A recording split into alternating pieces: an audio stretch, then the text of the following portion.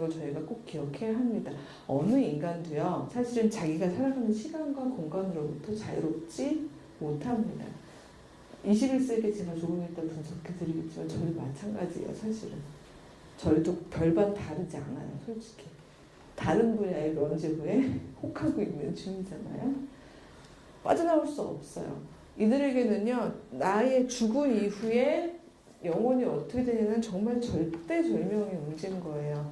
그 신앙이 너무 강화된 상태로 교회 전통 안에 뿌리 깊게 박혀있고, 이걸 또 위협을 통해서 계속해서 소위 말해서 성을 팔아왔기 때문에, 이 성이란 홀리니스, 거룩한 성성을 상품화해서 팔아왔었기 때문에 많은 민중들은요, 많은 그냥 보통의 크리스찬들은요, 잔뜩 겁먹고 있는 거예요. 나만이 아닌 거예요. 예를 들어 내 사랑하는 아기가 이 당시에 전염병으로도 엄청 죽었잖아요. 유럽 인구 3분의 1씩 죽어나가던 당시거든요.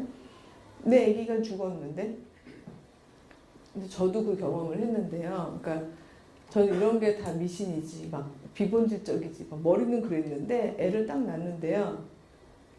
저도 모르게 너무 작고 귀엽고 막 귀하니까 얘가 혹시 이제 지내다가 아프면은 큰일이잖아요. 그러니까 빨리 세례를 받게 해야겠다. 그러니까 신학자로서의 그 모든 이성은 다 사라지는 거예요. 그냥 보험 들듯이 그 일종의, 왜냐면 그러니까 마음이 막 그러니까 얘를 빨리 세례를 받게 해야겠다. 그 생각이 들면서 저희 아이가 진짜 빨리 세례를 받았거든요. 예, 정말 그 엄마 마음이 뭔지 그때 알았던 것 같아요. 근데 하물며 그 신학 박사도 그런데 오죽하셨겠어요, 다들. 그리고 그런 기회 없이 애기들이 막 병으로 죽어나간 엄마들 입장에서는요, 정말 아무리 가난한 사람이라도 내 모든 걸 다 팔아서라도 사실은 이 면죄부를 살 수밖에 없는 입장이에요. 그걸 이용해서 사실은 면죄부를 팔고 있었잖아요. 이런 당시에 말기였기 때문에 어떤 의미에서는 종교적인 운동이 일어날 수밖에 없었죠. 까지 힌트를 드리고 나면 이제 뭐죠? 예, 나오네요. 종교개혁이죠. 예, 사실은 뭐 마틴 루터 혼자서 한 건 아니죠. 많은 개혁자들이 이전부터 있었는데, 어떻게 보면 마틴 루터는요, 적절한 장소에서 적절한 시간에 그 얘기를 했기 때문에 살아남은 거예요.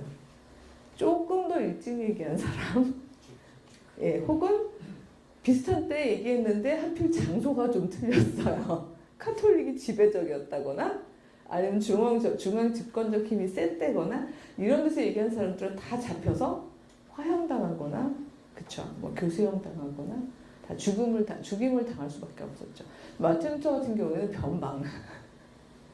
그리고 어느 정도로 이 카톨릭에 대한 불만들이 막 쌓이던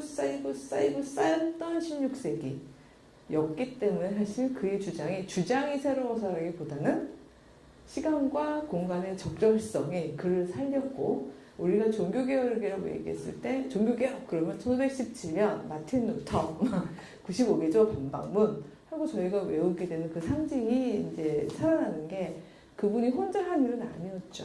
하지만 적어도 우리는 그 상징은 가한데 그 상징과 더불어 유럽은 일종의 판도가 한 바퀴 확 바뀌는 역사적 그 상황이 되는 거죠. 어디쯤 쓰는 게 좋을까요? 예, 뭐 이렇게 갈게요. 이렇게 해서 저는 그거 되게 좋아요. 저 이 칠판 완전 마음에 드는데, 저는 강의 끝났을 때 저 끝에서 탁 점 찍는 걸 너무 좋아하거든요. 예, 근데 가끔 갔는데 막 칠판이 요만하면 매우 막 속상해져요. 예, 그래서 포기하게 되기도 하는데, 제 꿈은요, 이거 한 판이 다 칠판인 그런 데를 가보는 거예요.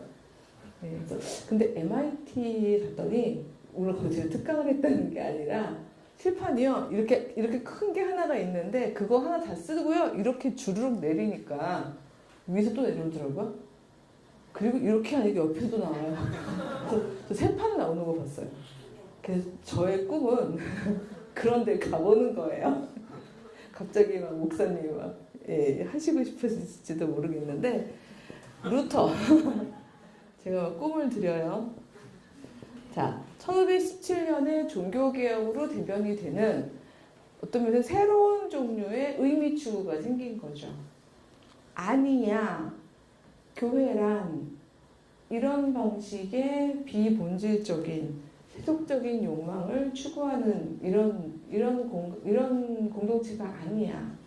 우리는 잘 아시는 세 가지 구호: 솔라 피데, 솔라 스크립투라, 솔라 그라시아. 오직 믿음으로, 오직 성서로, 오직 은총으로만 거듭난 그런 공동체야. 구원은 오로지 하나님께 맡기고 우리는 그 은혜 안에서 살아가야 되는 존재야 라는 것을 강조하는 것으로 사실 종교개혁이 시작이 되었죠. 어떤 면에서는. 근데 저는 루터도 놓쳤고 사실은 나중에 칼뱅도 놓쳤지만 그거는 맞았죠. 솔라 피데, 솔라 스크립투라, 솔라 그라시아 다 맞는 말인데 여전히 이때 이후로 쭉 놓쳐왔던 어떤 한 굉장히 중요한 부분이 있었는데요. 자, 경건한 신앙은 혹시 회복했는지 모르겠지만 혹시 다 그렸기 때문에 보실 수 있을지도 모르겠어요. 뭘 놓친 것 같으세요? 왜냐하면 루터가 얘기한 개인은요. 막스백은 뭐라고 표현했냐면 루터하고 칼뱅이 와서 개신교인들이 갖게 된 건요. 전대미문의 내적 고립감을 갖게 되었다는 표현을 썼거든요. 왜냐하면요. 솔라 피데 신앙으로밖에 구원을 못 받아요. 근데 뭘로 못 받는 거죠? 면죄부로 못 받죠. 신부님한테 고해성사해도 못 받는 거예요. 예전에는 고해성사하면은 신부님이 너의 죄를 사하노라 이러면 이제 안심하고 갈 수 있는데 이제는 오직 은총이래요. 근데 믿으면 된다고 하긴 하지만 많은 평신도들 입장에서는 그래요. 저는 믿습니다. 아멘. 들려야지 이렇게 신부님이 대놓고 죄를 사하노라 이래야지 안심이 되는데 늘 음성을 듣는 건 아니잖아요. 저희가 하나님의 음성을. 뭔가 증거가 필요하잖아요. 근데 이게 없는 거예요. 개신교인들한테는. 너와 하나님하고의 둘의 문제다. 신앙의 문제다. 이렇게 주장할 수 있었던 이유는 아시죠? 왜냐하면 이렇게 이 연결고리를 교회와의 연결고리를 끊어놔야지 타락하지 않을 거니까. 그렇긴 했지만 역설적으로 이걸 끊어놓은 게 전대미문의 내적 고립감을 가져오게 했다는 거예요. 그래서 어떤 사회학자는 굉장히 재밌는 연구를 했는데요. 가톨릭 교도랑 개신교 교도랑 누가 더 정신분열증 환자가 많은가? 답을 대충 예상하실 수 있죠. 개신교 신자들이 훨씬 많습니다. 왜냐하면 아무도 답을 주지 않아요. 캐톨릭은 교회가 답을 주거든요. 근데 개신교 신자들은 혼자 하래요. 하나님하고 너의 문제래요. 이게 주는 굉장히 경건성의 회복은 있었지만 정말 엄청 고립감을 갖게 된 거죠. 바로 이 고립감을 힌트로 드린다면 저기서부터 쭉 오는 동안에 경건은 회복했지만 뭐가 빠졌을까요? 어떤 부분을 계속 못 가지고 왔을까요? 이 땅에 등등등 다 마치신 걸로 하고 맞습니다. 제가 볼 때는 이거예요. 공동체성.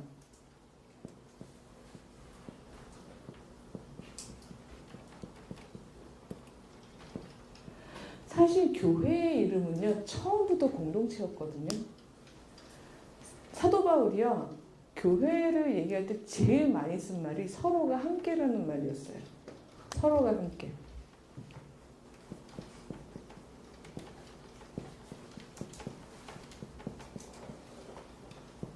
카이 알렐론 이란 말을 아주 반복해서 썼어요. 얼마나 많이 썼는지를 어떤 신학자 게르하르트 로핑크가 깨알같이 잘 모아줬더라고요. 그걸 저는 그냥 그대로 낼름 가져와서 여기다 인용을 했는데요. 자, 중간인 거죠, 지금. 자, 어느 분이 이거 읽으시고 책 가져가실까요? 네, 나오세요. 네. 이번엔 교회 언니가 나오시게 되겠습니다. 얼마나 많은 카이 알렐론이 있는지 봅시다. 빨간 여기서부터요. 뒤에 하나밖에 없어요. 여기까지. 이거 성경 구절은 안 읽으셔도 돼요. 예. 예? 예, 로마서 몇 장 이런 거 안 읽으셔도 돼요. 서로 앞장서서 남을 존경하시오. 서로 합심하십시오. 서로 받아들이십시오. 서로 충고하십시오. 서로 거룩한 입맞춤을 인사하십시오. 서로 기다리십시오. 서로를 위하여 같이 걱정하십시오. 서로 사랑으로 남을 섬기십시오. 서로 남의 짐을 져주십시오. 서로 위로하십시오. 서로 건설하십시오. 서로 화목하게 지내십시오. 서로 선을 행하십시오. 서로 사랑으로 참아주십시오. 서로 친절하고 자비로운 사람이 되십시오. 서로 순종하십시오. 서로 용서하십시오. 서로 죄를 고백하십시오. 서로를 위해 기도하십시오. 서로 진심으로 다정하게 사랑하십시오. 서로 대접하십시오. 서로 겸손으로 대하십시오. 로. 친교를 나누십시오. 네, 이상입니다. 예, 감사합니다. 예, 사실 요만큼만 모았지만 저희가 찾다 보면 더 많이 있을 것 같아요. 계속 서로가 함께라는 말이 사실은 교회의 이름이었죠. 저건 사도 바울이 저렇게 얘기했기 때문에 저희가 받아들여야 되는 게 아니라요. 예수님께서 이미 교회란 이런 거다라는 걸 정의해 주실 때요. 마태복음 18장 20절에서 두세 사람이 내 이름으로 모인 그곳에 내가 너희와 함께하겠다 라고 이야기하시면서 사실 교회의 최소 단위를 말씀을 해주신 거죠. 자, 교회의 최소 단위는 몇 명? 두세 사람이지만 일단 2명이어도 되는 거죠. 2명인 거죠. 예, 2명. 제가 잠깐 살짝 다른 길로 가보고 싶은 욕심이 생겼는데 이것도 저희 욕망이니까 견뎌주세요. 저는 이 인자랑 유교적인 아시죠? 인자랑 창세기에 나오는 그 돕는 배필이라는 원어가 에젤 케네그도라는 말이거든요. 그냥 영어 알파벳으로 쓸게요. 이 두 말이 둘 다 2명을 얘기하거든요. 왜냐면 인자는요, 사람이 둘이에요. 사람이 둘일 때 생겨나는 관계성.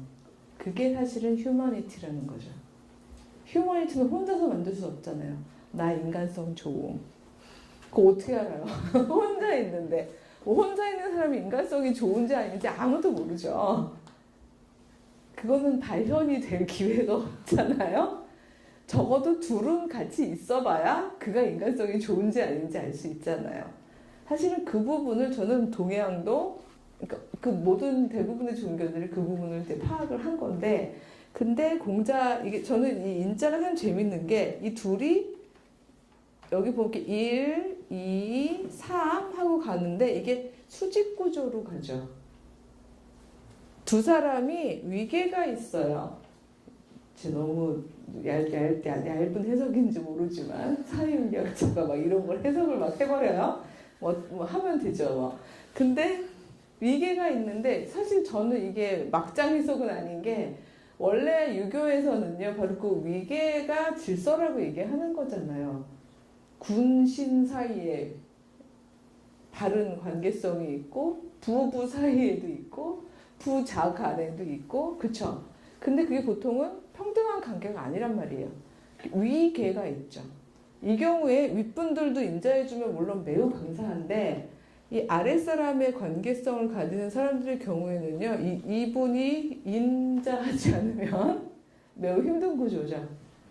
사실은 유교적인 이상은 이상 자체는 아름답지만 이게 제도화될 때 보면요 항상 윗분들의 권위와 윗분들의 욕망 때문에 아랫사람들이 많이 힘들어지는 경우들이 생겼던 것 같아요.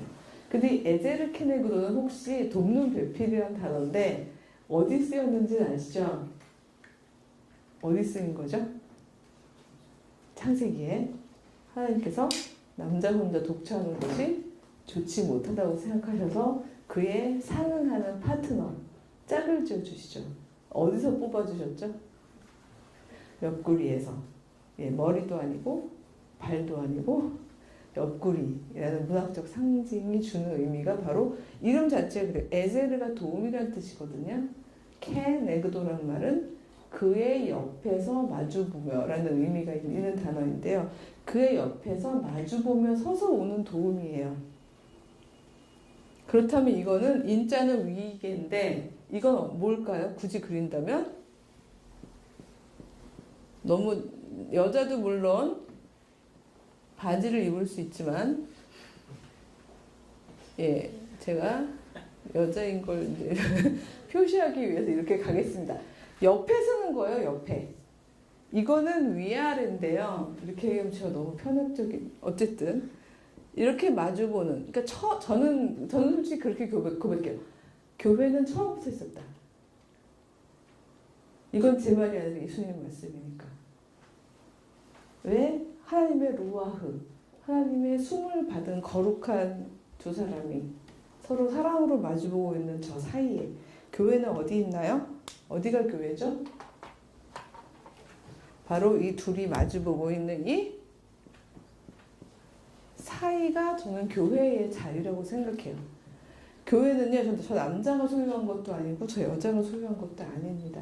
그렇기 때문에 교회의 관계성을 얘기할 때 남자 혼자 얘기하면 안 되고요. 여자 혼자 얘기해도 안 되고 저 둘이 사랑으로 마주보고 있을 때 수평적 관계성 안에서 거기에서 비로소 하나님의 거룩한 숨을 교류하는 가운데 나오는 거라고 저의 교회로는 그렇게 고백을 하는데 저 공동체성은 심지어 태초의 질서인데 그리고 이걸 예수께서 말씀하셨는데 그 질서가 이 땅에 오게 하는 게 나의 욕망이다 얘기하셨는데 초대교회는 그거대로 살았는데 그래서 브라더 앤 시스터 부르면서 살았는데 이게 우여곡절 오는데 기왕이면 루터가 그것까지 살려줬으면 좋겠는데 그거는 놓친 거예요.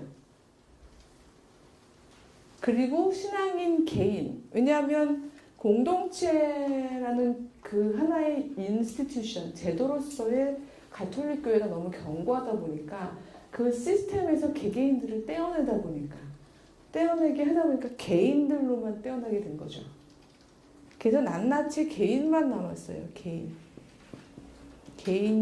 한 셋만 쓸게요. 다 쓰다 보면 그냥 개인만 남은 거예요. 그래서 개인 보고 솔라 피데 네 신앙으로 알아서 하나님하고 둘이 스트럭을 해라. 그걸로 너의 구원 상태를 확인할 수 있다. 이러다 보니까 공동체로부터 떨어져 나온 신앙인 개인들은 전대미문의 내적 고립감을 받게요. 사실 이들이 잃어버린 건 뭐죠? 교회. 저는 이걸 보다 보면요, 정말 이게 목욕물, 이제 애기 목욕시키고 나면 목욕물이 더럽잖아요? 그럼 이제 목욕물만 버려야 되잖아요. 그쵸? 애기까지 같이 버리면 안 되잖아요. 근데 이 교회가 타락했다고 해도 사실은 본질적인 걸 그 공동체성을 가져왔어야 하는데 공동체로 모여있으면서 그들의 타락상이 너무 피크인 거를 충분히 이해해요. 하지만 거기서부터 개인을 떼어나기 위해서 이런 식으로 낱낱해 분자화된 개인만 떼어낸 데에 사실은 개신교 종교개혁 운동이 태생적으로 어떻게 보면 놓쳤던 부분이 있다고 봅니다. 물론 모든 운동이 그렇지는 않았죠. 왜냐하면 프로테스탄티즘 자체가 단수형으로 말할 수 있는 운동이 아니었기 때문에 또 언제든 공동체성을 가진 데가 있었지만 적어도 주류를 형성하게 된 건 루터, 칼뱅으로 이어지는 사상이기 때문에요. 그 전통에서 그랬다는 거죠. 그랬기 때문에 이 개인이 떨어져 나오는 바로 이런 부분들이 칼뱅이 살았다기보다는 칼뱅이 초빙되었던 16세기 제네바에서는 어떤 면에서는 본인들한테는 전대미문의 내적 고립감은 주었지만 이 사상을 본인들의 신앙으로 가져가기에 매우 유리한 사상이었어요. 자, 16세기 제네바에서는 무슨 일이 있었을까요? 제가 아무래도 사회인력을 하다 보니까 늘 시간과 공간을 생각하게 되는데요. 이게 어쩔 수 없이 단순화하게 됩니다. 여러분한테 16세기 제네바에서 있었던 일이요. 17세기 영국에서 있었고요. 이게 18세기 미국으로 가고요. 물론 이제 겹치는 부분이 있습니다만 여러분이 이제 범주화해서 이해하기 좋게 19세기까지 하죠. 그리고 이제 우리나라로 온 게 19세기 말 20세기잖아요.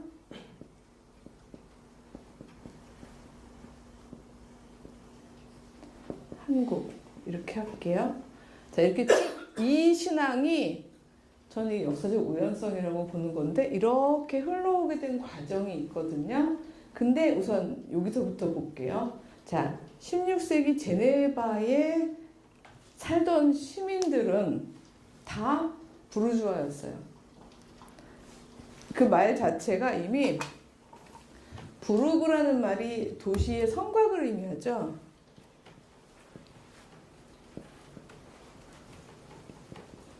그러니까 도시의 성곽 안에 사는 사람들, 이 말이 부르주아란 말이거든요.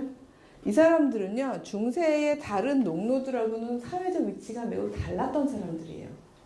농노들은 중세 시스템에서 뭐하고 살았을까요? 경작하면서. 그쵸? 농노들은 주인을 섬기는 사람들이에요. 주인이 있는 사람들이죠. 주인 밑에서 소작하는 거잖아요. 이런 데서 혹시 드라마 얘기 되는지 모르겠지만 여러분 혹시 육룡이 나르샤? 그런 드라마 보시는지 모르겠어요. 저는 본방사수는 못하고 또 계속 볼 시간이 안 돼서 가끔 이렇게 1분 30초 이렇게 올라오는 거 있잖아요. 그리고 몇 편 보고 봤다고 우기는 그런 사람 중에 한 사람인데 그 중에 하나를 보고 제가 되게 그걸 감명받았다고 표현해야 되는지 모르겠지만 굉장히 인상 깊었던 장면이 있었던 게 뭐였냐면 나쁜 사람 이렇게 너무 조용한 거 나쁜 사람 나쁜 사람이 했던 말이에요. 나쁜 사람들끼리 앉아서 그러면서 어떻게 하면 고려 말에 이제 권력을 유지하느냐 이런 얘기를 하면서 이렇게 혼란한 상황에서 문제를 잠재우기 위해서 이 세금을 더 걷어라. 세수를 더. 그동안 예를 들어서 8하를 걷었다면 아예 9하를 걷어버려라. 이렇게 얘기하는 장면이었어요. 그랬더니 뺏어먹는 거에 익숙하던 그 권문 세족들조차 아니 90%를 뺏고 나면 어떻게 사나 백성들이 그 10% 가지고 물론 그 당시엔 프로라고는 안 썼죠. 퍼센테이지라 어떻게 가지고 살겠나? 라고 얘기했더니 제안하신 분이 이렇게 얘기해요. 백성의 위대함을 모르시는군요. 이렇게 얘기하죠. 저는 참 그 말을 거기서 사용하는 게 너무 속상했지만 백성들은 그 위에 수많은 지도자가 바뀌는 가운데서 늘 살아남았다. 백성들은 어떤 상황에서도 살아남는다. 이렇게 얘기하면서 올리라 그래요. 그러면 이제 먹고 사는 거에 이제 급급해지면서 이런 부분들이 해결이 된다는 얘기였는데 그 10%가 저는 언론은 감이 안 왔었는데 거기에 나온 어떤 여주인공이 막 바닥바닥 대들면서 하는 얘기를 보니까 그거는요 백성들이 하루에 두 숟가락의 밥을 먹는 걸 의미한대요. 그렇게 백성들은 연명하고 산다는 거죠. 그 말 듣고 저 또 반성했잖아요. 두 숟가락 뭐 이러면서 여기 어디겠죠? 빵? 예. 예. 근데 어쨌든 그때 백성의 위대함을 모르시는군요. 바로 이 말이 저한테는 뇌리에 딱 그렇지.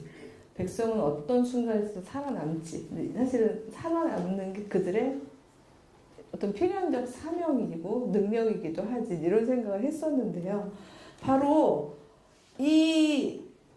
이들은 진짜 복불복인 거예요. 바로 이 관계잖아요. 이 관계. 그러니까 주인이 휴머니티, 인성을 가지고 있는 분이면 많이 줘요. 그럼 먹고 살 수 있지만 막 그렇게 9알씩 뺏어가는 사람이면 2스푼밖에 못 먹는 거잖아요. 그러니까 그렇게 살아가는 사람들이 주로 농노였다면 그런 삶이 싫어서 나왔던 아니면 좋은 기회가 있어서 나왔던 이런 농노 시스템이 아니고 즉 전통적 시스템이 아니고 그 틈새 유럽의 틈새에 나름대로 독립적인 도시들이 막 생겨나기 시작한 게 13세기, 14세기 이미 15세기, 16세기쯤 오면 꽤 많이 생겨났었어요. 이 도시에는 제법 성공한 상인들, 공업인들 그리고 그들을 도와주는 행정가들, 법률가들 이런 사람들이 모여 살고 있었거든요. 그 중에 하나가 지금 제네바인 건데 이들은 어떤 의미를 추구했을까요?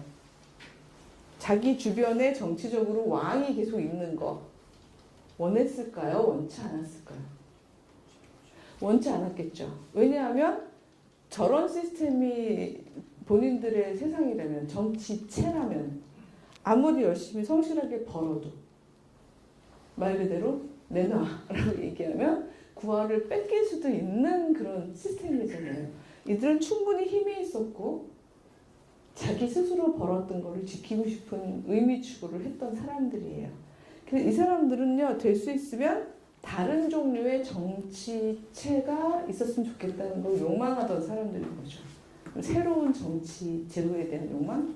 이런 걸 가지고 있는 사람들이었는데 바로 이제 이 제네바는 이제 그 근처에 사보이 공국이라는 공국 휘하에 있었는데 이 본인들만을 위한 정치 시스템 이런 거를 만들어 줄 수 있는 사람을 요구했어요. 열심히 찾다가 법률 전공하고 신학까지 탑재한 엘리트를 데려오게 되는데 그 이름이 깔뱅인 거죠.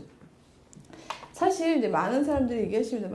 깔뱅은요 이미 사실은 이미 디스 월드에서 이 세상에서 정치 활동, 경제 활동을 하고 있는 사람들 공동체에 들어갔어요. 제 말은 수도원에 들어간 게 아니라는 거죠. 사실 깔뱅의 정치 신학 혹은 깔뱅의 노동윤리는 전 세계 인류를 위한 게 아니고요. 어떻게 말하면 단순하게 말해 16세기 제네바에 있던 부르주아들을 위한 해답이었던 거죠. 왜 그들에게 그런 해답을 줄 수 있었을까요? 왜냐면 이 전까지는요, 돈을 이렇게 많이 버는 사람들이요, 경건한 사람들이라고 생각하지 않았죠. 이들을 위한 정치적 이상을 주고 이들을 위한 경제적 이상을 주는 데 있어서 걱정하지 마. 돈 버는 거, 그 경건을 위해서 돈을 안 벌어야 되는 건 아니야. 이때까지 지배적인 생각은요, 수도원 운동의 영향이기도 했지만 청빈이 가장 이상적인 크리스찬의 이상이었거든요. 경건 생활을 한다는 건요, 가난하게 사는 걸 의미했어요. 예수님부터 그랬잖아요. 내 소유를 다 팔고 나를 따르라. 청년이 근심하게 돌아가니까 저 청년이 제3의 만능으로 근심하게 돌아갔잖아요. 오죽하면 유명한 말씀을 하셨잖아요. 진짜 하나님으로 말미암지 않고서는 부자가 낙타 바늘길을 부자는 바늘길을 가지 않고 낙타가 가는 거죠. 낙타가 바늘길을 통과하는 것보다 부자가 하는 나라 가는 게 더 어렵다는 말씀은 정말 하나님이 그걸 고무시켜 주셔서 그 감동에서 아버지 거 다 가져가세요. 그리고 옷까지 벗어주고 갈 수 있었던 프란시스코처럼 그런 식의 감동이 아니고는 힘든 일이 사실은 내려놓음이죠. 근데 이 청빈이 쭉 이상이었단 말이에요. 처음부터. 근데 이거를 문화적으로든 신앙적으로든 이걸 익숙하게 알고 있는 이들에게는요, 이미 자기들이 경제 활동을 하고 있다는 것이 상당히 걸리는 사람들이에요. 왜냐하면 이윤축을 위한 활동을 하고 있는 사람들이잖아요. 이미 디스월드리 해요. 이거는 뭐 선택하고 싶어서 그런 게 아니라 갑자기 수도운동하다가 나가자 이러고 나간 게 아니고요. 이 사람들이 이미 이 세상에 있었다고요. 근데 이 사람들을 위해서 어떤 면에서는 칼뱅은요, 너희들이 열심히, 글쎄요, 부로 갈게요. 부를 축적하지만 여전히 경건할 수 있어. 앞에 뭐만 붙이면요, 청. 어떻게 하면 너희가 경건한 부자가 될 수 있을까? 사실은 그 얘기를 해준 거죠. 그러려면 열심히 불어서 너만 잘 먹고 사는 게 아니야. 그 벌어들인 부로 너는 여전히 금욕적으로 살고, 그리고 그 부를 가지고 하나님을 위하여 사용해. 하나님의 선교적 삶을 사용하고 가난한 사람들을 돕고 하나님 기뻐하시는 일을 해. 그렇다면 청부도 가해. 사실은 깔뱅은요, 청비는 못됐고 청부가 답이다 이런 얘기 한 적 없습니다. 여전히 크리스찬 두 가지 가능성이 다 있는 거예요. 다만 어떤 면에서는 더해진 게 뭔 거죠?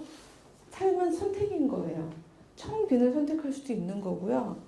청부를 선택하는 것도 전혀 죄된 건 아니라는 거죠. 어떤 한에서 청,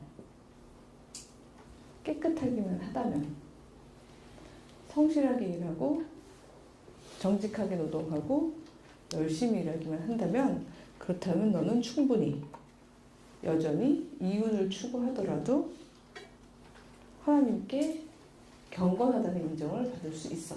이 얘기를 해준 거죠.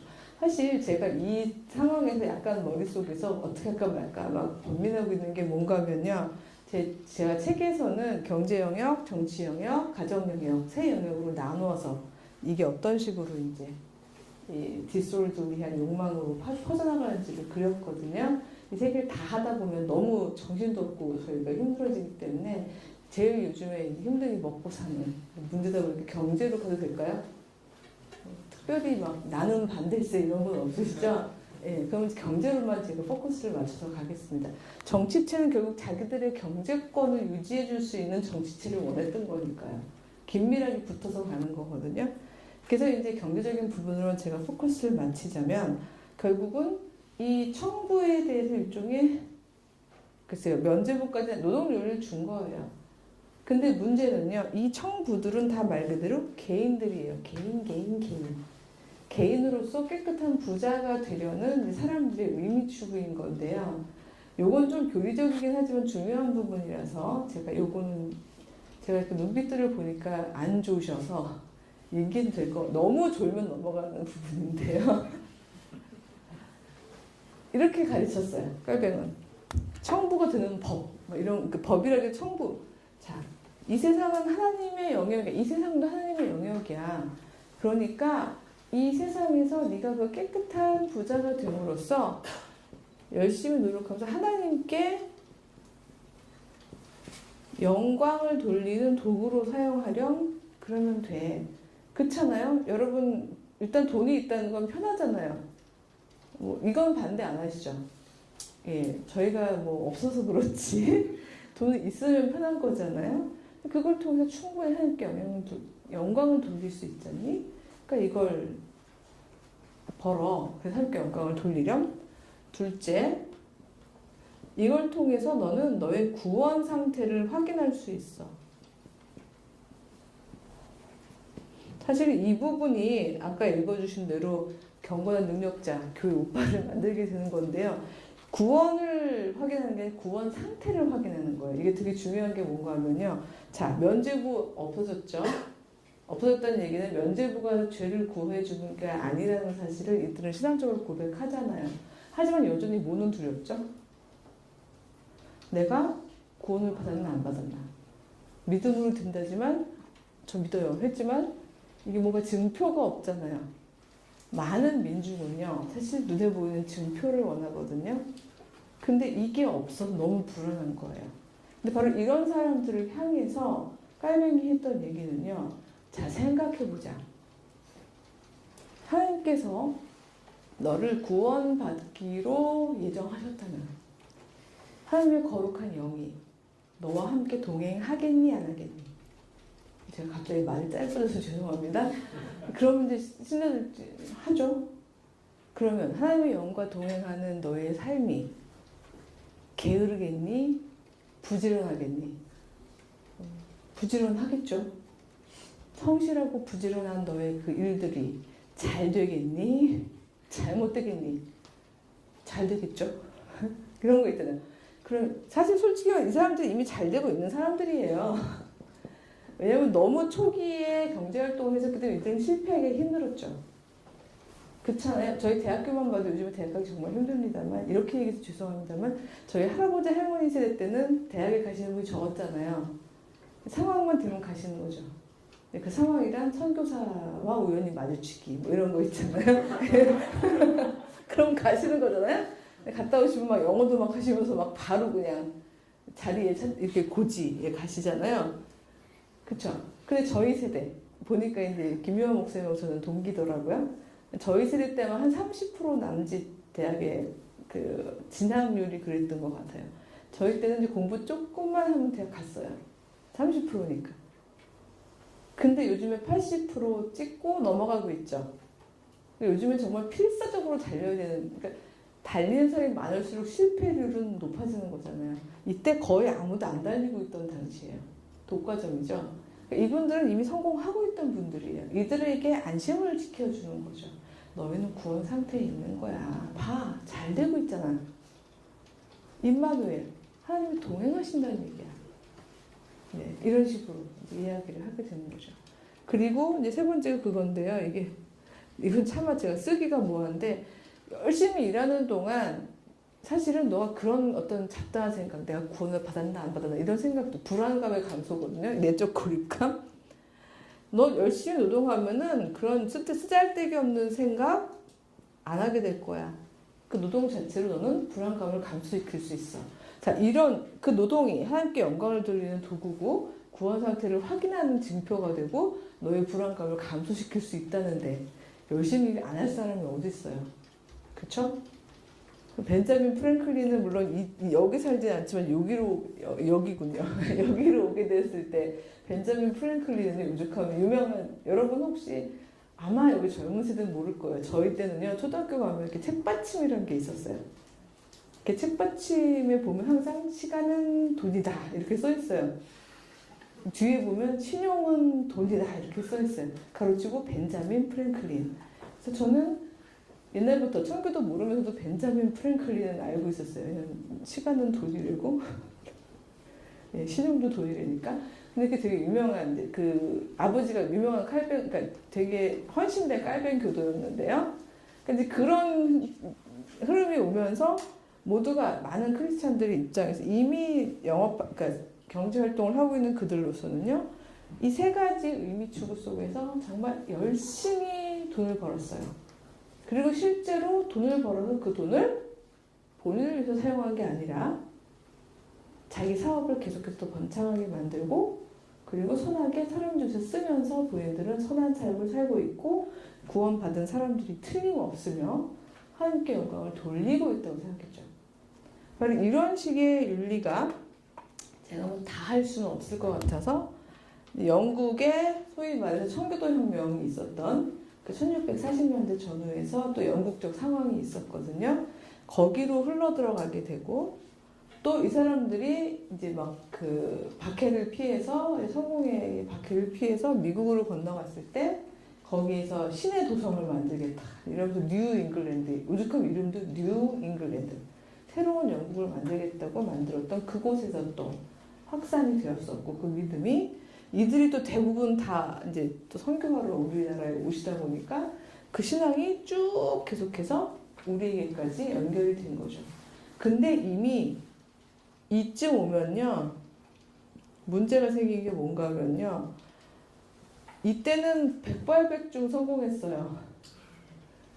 다 청부가 됐어요. 이때도 뭐 비교적 가능했어요. 근데 여기는요, 1세대는 좀 1세대, 2세대까지는 그게 먹히는 논리였는데 이미 3세대쯤 오게 되면요, 너무 청교도만 달리는 게 아니에요. 모두가 달리죠. 그러니까 다 달리다 보니까 뭐 청교도라고 뭐 특별히 재능이 더 많은 건 아니니까 경쟁자가 많아지고 실패율도 높아지고 그러다 보니까 이 연결고리가 항상 사실은 아닌 거예요. 그러니까 해도 자꾸 실패를 하게 되는 거죠. 근데 그런데도 불구하고 그 패키지는 계속 오는 거죠. 즉 하나님께 경건한 신자는 하나님의 영이 그와 함께 임만을 하시기 때문에 이 세상에서도 성공하고 그 영혼도 물론 죽어서 천당 가는 거고 이 세상 플러스 천국, 예, 뭐 바이 원 겟 원 프리 뭐 이런 예, 어떤 굉장히 그런 식의 이 신앙이 쭉 연결이 되고 있는데 점점 실패하는 거예요.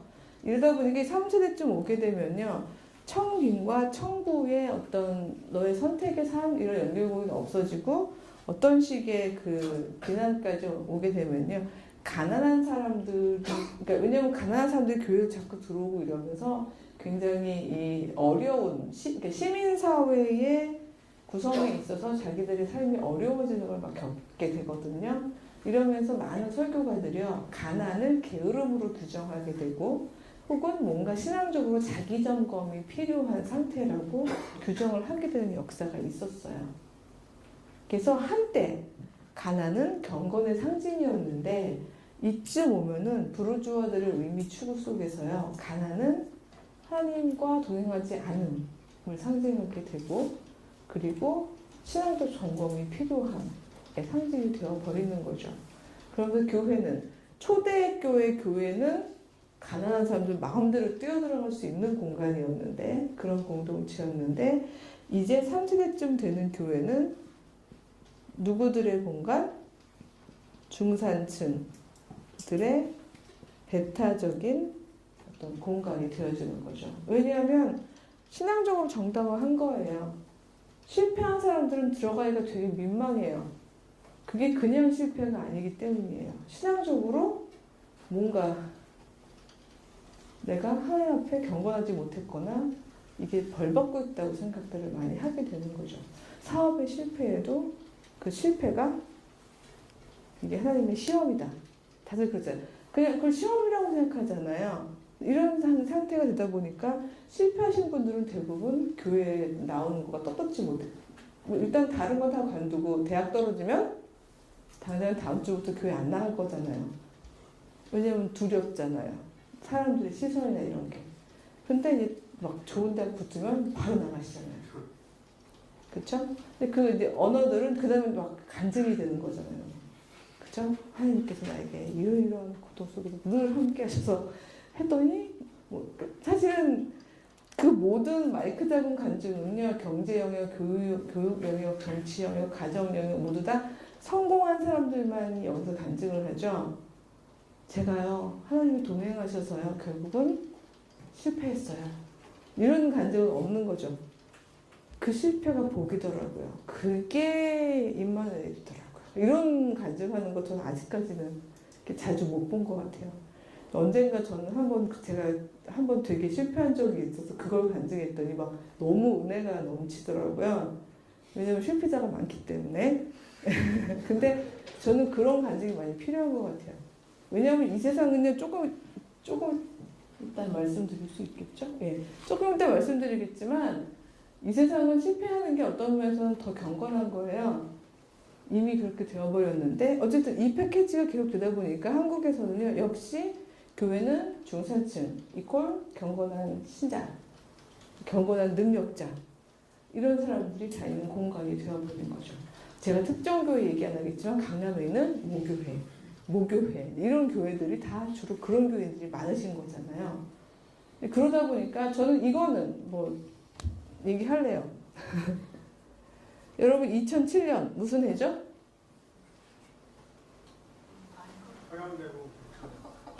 네, 은혜스러운 대답을 해주셨습니다. 예. 예, 뭐 다 나오는데요. 근데 우리나라로만 국한을 시키자면 평양 대부흥운동 100주년 기념의 해이기도 했지만 바로 같은 해, 같은 공간 바로 옆에서 어떤 일이 있었죠? 예, 상암 스튜디오인가 거기 스타디움 상암 운동 경기장 뭐 하는 경기예요? 축구? 월드컵 경기장이요? 예, 제가 스포츠와 관련이 없다 보니까 거기에서 엄청나게 큰 규모로 그 100주년을 기념하는 바로 그 옆에서 그 홈웨버 문제로 비정규직이 이제 정규직적 그게 그거예요. 그러니까 이게 개인의 문제가 뭔가 하면요, 공동체성을 상실했다고 얘기한 게 이 사실은 이거 뭐 들어가면 더 복잡합니다만 이미 이 당시의 구조 자체가요, 부를 축적하는 게 청하기 힘든 구조예요.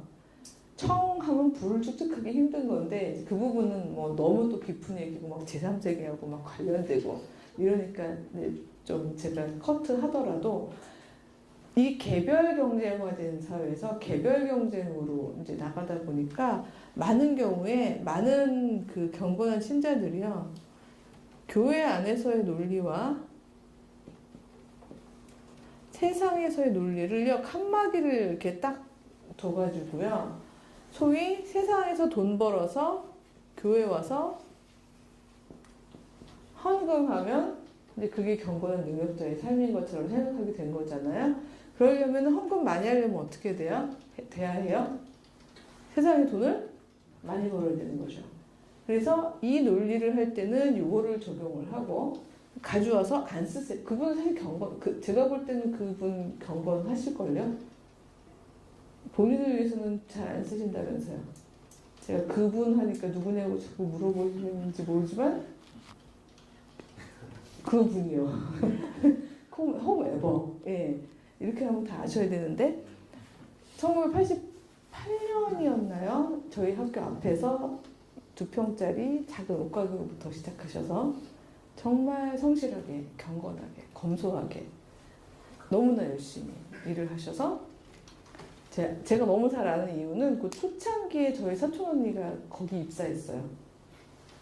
왜냐면 그 언니도 경건에 고모도요.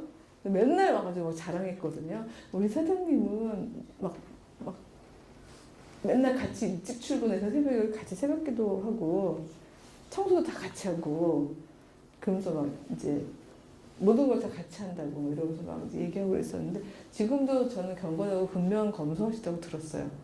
그래서 뭐 해외에 가면 절대로 이렇게 호텔 이런 데 안 있으신대요. 인급에서 이제 이렇게 지내시고 돈을 허투루 안 쓰신다고 들었어요. 그러니까 이하 모든 사람들은 다 인급으로 가야 되는 거잖아요. 그렇잖아요. 여기서 이러면 다 밑으로는 그렇게 해야 되는 건데 그렇게 경건을 하시는 분이 왜 그렇게 경건하게 사시는 걸까요? 그러니까 말하자면 왜 이렇게 극도의 아세티시즘, 자기 금욕, 절제를 하시는 이유는 뭐죠? 이윤을 많이 남겨야 되잖아요. 그 이윤 많이 남겨서 본인이 쓰시나요? 아니란 말이에요. 사실 그분은 경건하신 분이기 때문에 아마 귀한 하나님의 설교를 위해서 쓰시고 싶어 하시겠죠. 근데 문제는 그러기 위해서 여기서 이윤을 많이 남겨야 되는 거죠. 여기서 작동하는 거는 합리성이에요. 생각해보세요. 2년 비정규직으로 쓰던 사람이 2년 이후에 법 바뀌어서 25개월째 되는 해에 다 모두 정규직으로 전환을 해야 된다면 합리적 경영은 어떤 게 합리적인 거죠? 23개월, 20일쯤 됐을 때 전원 해고하면 되는 거죠. 그리고 다음 연도가 되면 새로 뽑으면 되잖아요. 비정규직. 그리고 또 한 23개월 쓰고 또 전원 해고하면 되는 거죠. 그러면 세대보험 안 해도 되고 정규직 전환 안 해도 되는 거고 그러면 회사가 훨씬 더 이윤 극대화에 있어서 합리적인 경영이 되는 거죠. 뭘 놓치셨죠?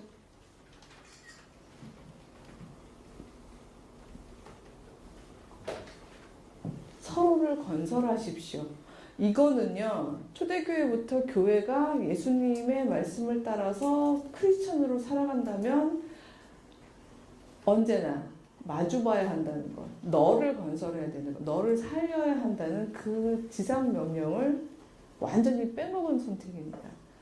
왜냐하면 내 공동체 안에서 너를 살리지 않고, 너를 건설하지 않고, 너의 삶을 보지 않고, 그리고서 만들어낸 그 이윤으로 내가 평소에 보지도 못한 내가 다 교회 짓고, 선교 사업하고, 뭐, 혹은 그 교회를 커다랗게 짓고, 과연 하나님께서 그런 삶을 기뻐하실까를 우리가 자문을 한다면 이거는 실제로 너무나도 잘못된 선택의 부분이라고 볼 수밖에 없는 거죠.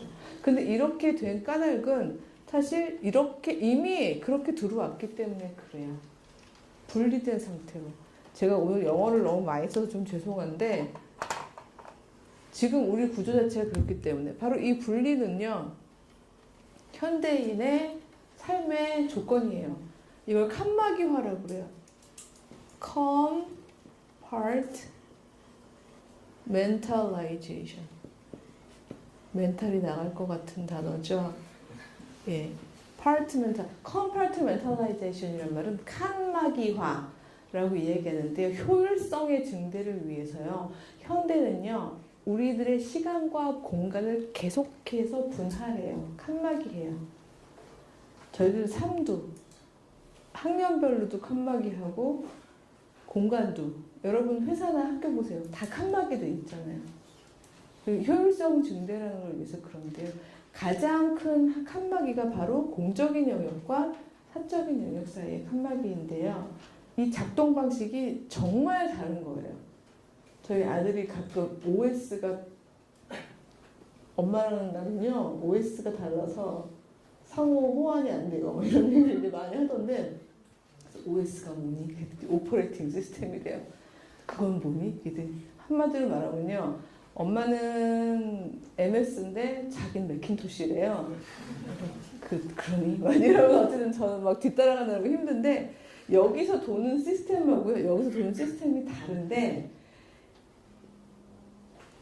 기독교인의 공동체는요, 이렇게 갈라서 시스템 달리하라고 절대로 가르쳐 주신 적이 없어요. 처음부터. 오히려 여기는요, 이런 방식으로 살아가는 이 세상을 향하여 너희 틀렸어. 관계적으로 서로가 함께 옆에 서는 거야. 위에 서는 거 아니고 위에 쓴 다음에 하나님 나라 선교한다고 그거 하려고 여기 있는 사람들 다 죽이거나 다 짓밟거나 다 착취하는 그 시스템이 하나님 나라 통치 질서가 아니야. 옆으로 서려니까 90도 틀리니까 라는 게 사실은 예수님의 가르치심이었고 하나님 나라의 비전이었거든요. 예수님 엄마 그거 이미 아셨어요. 아니까 자기 태에 임마누엘 메시아가 태어날 거란 말을 듣자마자 한 노래가 뭐죠? 마리아 창가 내용의 핵심은 그쵸. 13살에서 아마 15살 미만이었을걸요. 그 나이에 그 정도 결혼 전에 아가씨라면 겁도 없이 노래 스케일이 남다르죠. 누가복음에 있는 마리아 창가 보면 그래요. 야 드디어 주님께서 이 비천한 종을 들어 쓰시는 거예요. 그 비천한 종은 여기 올라가는 게 아니에요. 내가 또 여왕이 되겠구나. 하나님의 어머니? 이 얘기가 아니고요. 드디어 주님께서 팔을 펼치셨구나. 그리고 나오는 대사가, 그러니까 찬양의 내용이 그겁니다. 누굴 내리죠? 권력 있는 사람, 교만한 사람, 마음이 교만한 사람, 왕노릇하는 사람들을 끌어내리시고 비천한 자를 높이신다고 되어 있고요. 부자들은 빈손으로 돌아가게 하고 가난한 자들을 먹이신다고 되어 있어요. 이거 제가 이해하는 바로는요. 180도 틀자는 거 아닙니다. 180도를 틀려고 했던 게 사실 이제 어떤 면에서 공산주의 혁명이었다면 저는 크리스천의 혁명은요. 90도 틀기라고 생각해요. 제가 생각하는 건. 즉 부자는 어디까지만 내려오면 되죠? 여기까지만 내려오면 되고요. 그러니까 갑은 여기까지 내려오고 을은 여기까지만 올라가면 돼요. 그래서 서로 마주보면 되는 거예요. 그러니까 마주보면 쓰는 거예요. 에제르 케네그도. 그 물론 돈은 이 배필 때문에 다들 결혼 관계라고만 생각하지만 그게 사실 코레스폰딩 파트너거든요. 이 파트너십. 이렇게 내려오고 올라가서 서로 마주 보았을 때 만들어지는 이 사이 공간이요. 감히 말씀드리건데 저는 하나님이 저희를 창조하신 이유가 그 사이 공간을 만드시고 싶어서 창조한 게 아니실까? 라는 생각을 해보게 됐어요. 왜냐하면 혼자서는 만드실 수 없는 게 바로 사이잖아요. 전지전능한 하나님도요. 딱 하나 못 만드시는 게 사이라고 생각해요. 혼자서는 사이, 물론 성삼위일체 이렇게 도시면서 만드실 수 있는 부분이 있습니다만은 사이만큼은 혼자 독불걸자구처럼 서가지고 만들 수 없는 거잖아요. 근데 바로 인간과 하나님 사이에도 또 인간과 인간 사이에도 바로 이 사이 공간을 만드시고 싶은 어떤 하나님의 욕망이 이 천지를 창조하신 게 아닐까? 이런 생각을 저는 이제 감히 해보게 되는데 바로 이거를 예수님께서는 아셨기에 교회란 그리스도의 임재 안에 서로 마주보고 있는 두세 사람 그 사이에 존재한다라고 이야기하셨던 게 아닐까라고 이해한다면 정말 이게 가능한가? 이게 뭔지는 기억나시죠? 다시 안 할게요. 아니 어떻게 그 공동체 왜냐면 교회는요 반드시 건물 안에서의 예배당 땡땡 그게 교회가 아니거든요. 그리스도 이름으로 제가 듣기로는 그 회사는 들어갈 때 크리스찬이어야 된다고 들었어요. 그럼 이미 2명 넘은 거잖아요. 그렇죠?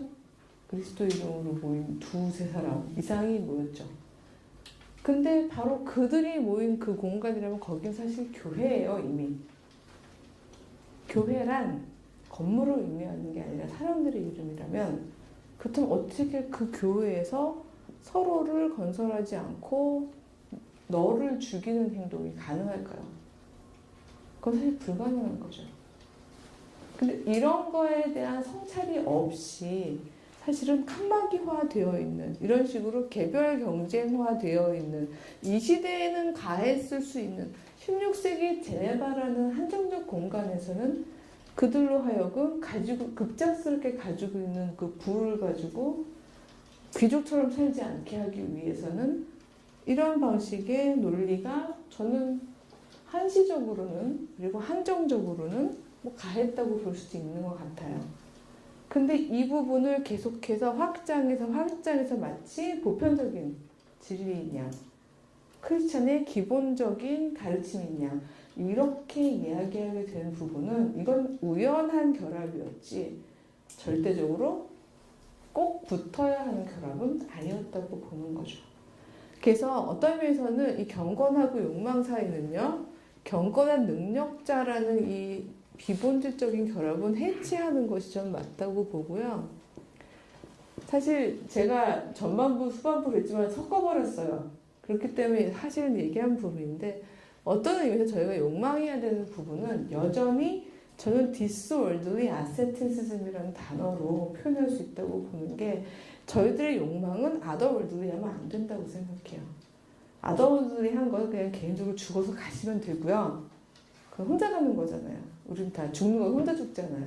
아무리 떵떵거리고 잘 사는 사람도 물론 예전에 왕국 시대에는 혼자 가기 싫어서 자기 죽을 때 두루두루 다 묻었던 사람들이 종종 있었지만 그거는 옳지 못하다고 이제 저희는 다 알고 있고 죽은 뒤에 혼자 가는 거니까 그건 혼자 가더라도 이 땅에서 저희가 교회로 살아가는 그 삶 속에서는 언제나 서로가 함께 서로를 건설하면서 사는 게 맞다면 그렇다면 저는 이런 식의 외로운 어떤 개인의 싸움 정말 혼자서 마치 영혼의 구원을 향해 달려가는 청교도 신학자나 청교도 소설가들이나 청교도 작가들이 가장 많이 나오는 은유죠.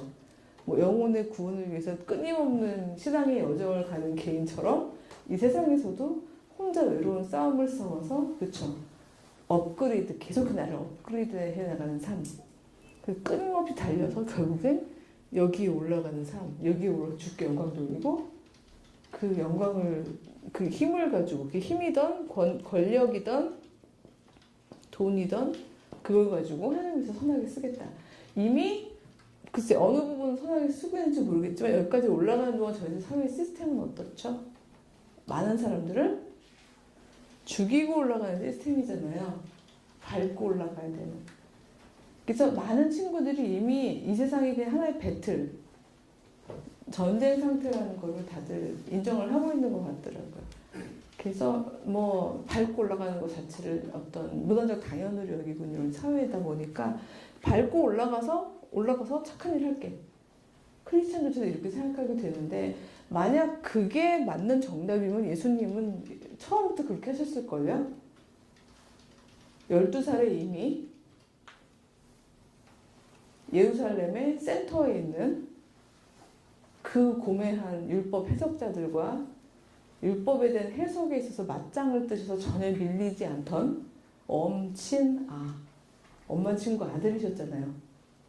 아마 마리아가 요즘 시절의 엄마였으면 그랬을걸요. 보자마자 3일 만에 막 얘야 너 왜 그렇게 하였니? 안 그러고 그 상황을 딱 보는 순간 여보 요셉 우리 예수는 천재인가 봐요.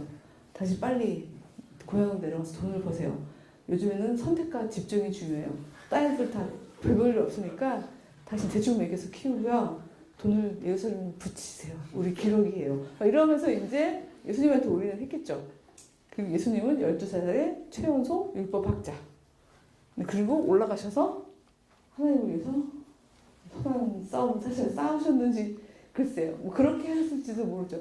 하지만 예수님은 전혀 그런 삶을 사시지 않았고 그 놀라운 12살 때 이미 율법을 놀랍게 해석했던 그 율법 천재는 90도 트는 싸움을 싸우다가 그 시스템이 무너지면 자기들의 모든 권위가 자기들이 누리는 그 모든 기득권이 무너지는 게 두려웠던 사람들에 의해서 어떤 의미에서는 제거당하는 십자가의 죽음을 당하시게 된 거죠. 예상하셨을 거예요, 충분히. 여러분도 지금도 충분히 예상하시잖아요. 여러분 작은 조직이고 작은 공동체 안에서도 여러분이 이런 식의 90도 틀기에 발언을 했을 때 여러분이 어떤 상황에 처해질지 다 아시잖아요. 저도 뭐 작은 경험이 한 2년 전에 있습니다만 그럴 때 정말 그렇게 예상대로 되더라고요.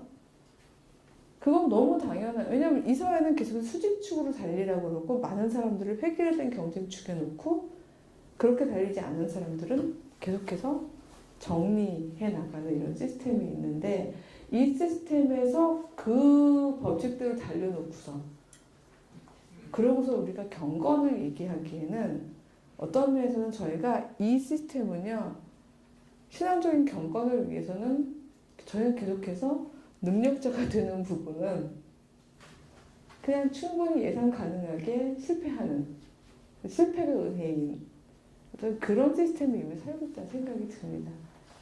저는 여전히 디스월들리하게 그리고 우리는 여기서 아세티시즘 어떤 부분을 디자이어를 금욕해야 하냐면은 나를 확장하려는 거 개체 자아로서의 자아 이 개인을 높이 들이려는 이 마음은 저는 여전히 금욕을 해야 되는 부분인 것 같고요.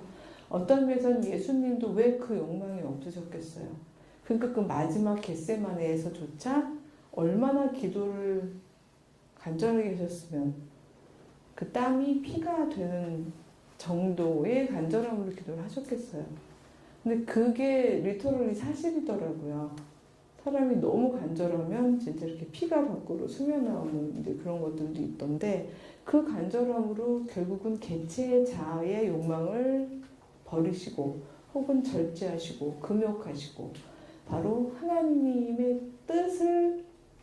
뜻이 이 땅에 도래하는데 자신의 욕망을 품기로 작정하신 거죠. 그래서 그 욕망은 바로 하나님 나라가 이 땅에 도래하는 욕망이었죠. 다시 수미 상관으로 돌아가자면 저희가 욕망해야 되는 욕망은 바로 하나님 나라가 이 땅에 도래하는 바로 그 큰 스케일의 욕망인 것 같고요. 그 욕망을 위해서 저희들이 개인적으로 이 엄청난 수직층에 대한민국의 수직축은 정말 제가 그냥 공간이 없어 이렇게 좀 날씬한 삼각형을 그립니다만 이게 너무 심하죠. 예, 계속해서 등급 짓는 심지어 능력이 없어서가 아니라 이 사람들을 빨리 달리게 하기 위해서 본보기로 버리기도 하죠. 그래서 많은 사람들이 소위 말해서 쓰레기가 되어버리는 본인들을 그렇게 인식하는 그래서 책 제목도 막 바우만의 책 같은 경우 쓰레기가 되는 삶들 어떤 이제 그 관찰에 대한 부분이죠. 학생들 본인들 스스로 잉여 인간이라고 자기들을 규정하는 그래서 온 나라가 다 쓰레기장이 되어버린 이런 사회 속에서 우리만 살아남았다고 하나님의 은혜라고 얘기할 만한 그런 사회에는 저는 이 구조에서라면 당연히 저희는 서로를 건설하기 위해서 내려와야 되는 역할을 할 수밖에 없다는 생각이 듭니다. 아마 그러실지도 몰라요. 자기는 교수하면서 뭐 이렇게 대외적으로 말씀 저 비정규직이거든요. 네, 그 갈림길에 있었으나 그래도 또 아는 대로 행동해야지 하다가 그렇게 됐거든요. 근데 그래서 하루하루가 참 왜냐하면 이제 이런 비정규직의 경우는 이제 방학과 더불어 데일리 브레드도 그치잖아요. 그래서 하루하루가 힘든데 어떤 면에서는 마리아까지는 아니지만요. 이 만나 신앙이 생기더라고요. 그건 것 같아요. 답은 내일 또 내릴 거니까. 그렇죠? 뭐 축적할 게 없어요. 근데 안심하고 감사한 이유는 하나님은 우리를 살리시기 원하시는 분이고 내가 성실하게 하나님의 욕망을 예수의 욕망을 품고 하나님 나라 이 땅의 도래를 위해서 내가 할 수 있는 목을 성실하게 해낸다면 설마 들풀도 입히시고 그쵸? 공중에 나는 새도 먹이시는 하나님께서 하물며 너희랴 라고 얘기하셨는데 설마 굶어 죽이시겠어? 라는 생각을 가지게 만들어주는 신앙을 갖게 되었던 것 같아요. 물론 여전히 저의 선자리는 20대 수많은 박탈감을 가지고 있는 친구들보다는 유리한 부분이 있죠. 근데 아마도 사람이 그 자리가 인식을 바꾼다고요. 제가 아마 너무나 안정적인 자리에 있었으면 이런 절절한 신앙 고백이 나올 수가 없었을 것 같아요. 계속해서 예수님의 뜻대로 살고 하나님의 뜻대로 살려다 보니까 자꾸 전 주변으로 밀려나는 거예요. 그래서 왜 그렇지? 이러면서 계속 생각하고 묵상하다 보니까 이게 맞더라고요. 그래서 야 이게 은혜구나. 이거는 간증거리다. 이러면서 제가 작년인가 보스턴에 리뉴라는 프로그램이 있는데 거기 이제 소위 리바이브 하자는 이런 운동이 이제 리바이브 하자는 이 운동으로 보스턴에 가 있는 대한민국의 알짜배기 엄친아들 이 가득한 공간이에요. 그렇잖아요. 동부 쪽 보니까 거기서 제 실패담을 나눴다가 엄청난 은혜를 본의 아니게 끼쳤던. 사실은 그럴 의도는 없었는데 저는 거기 소망을 봤어요. 사실은. 왜냐하면 그 친구들 달려서 어디죠? 올라갈 수 있는 능력이 있는 친구들인데 경건으로 탑재한 그렇잖아요. 땡스기빙 놀지 않고 죄다 나와서 모여서 공부하겠다고 신앙적인 훈련을 하겠다고 모였는 친구들이었는데 그 친구들이 실패담에 아멘을 하더라고요. 근데 그걸 보면서 제가 소망 있다. 왜? 이제는 여호와 신포도가 아니고 우리가 스스로 놔야 되는 시점에 와 있는 것 같다. 우리가 이제는 높이의 경쟁이 아니라 이 지평의 싸움을 싸워야 될 때가 왔구나. 실패하고 나서 정당화하는 게 아니라 그냥 자기 자리 지평의 싸움을 싸워야 되는 거구나. 하나님 나라는 지평이거든요. 수평축이거든요. 마치 겨자씨처럼 확 펼쳐지는. 저는 한 번도 겨자씨가 어떻게 펼쳐지는지 본 적이 없는데 유대 땅 농부들은 다 알고 있었대요. 땅에 겨자씨가 심겨지는 순간 그 밭은 끝장난다는 걸. 그냥 옆으로 순식간에 다 퍼져서요. 다른 겨자씨가 행복하고 좋은 씨가 아니래요. 걔가 거기 들어가는 순간 이제 그 밭은 망한 밭인 거죠. 왜냐면 쫙 퍼져나가니까.